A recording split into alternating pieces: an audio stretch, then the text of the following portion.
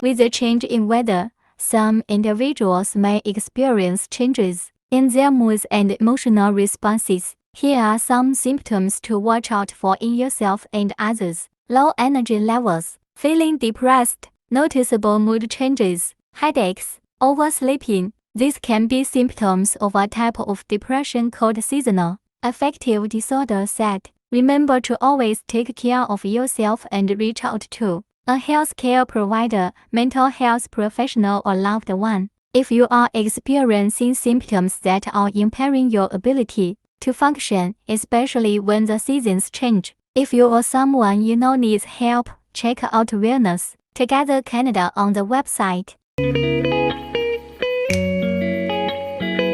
随着天气的变化，一些人的情绪和情绪反应可能会发生变化。以下是您自己和他人需要注意的一些症状：低能量水平、情绪低落、明显的情绪变化、头痛、睡过头。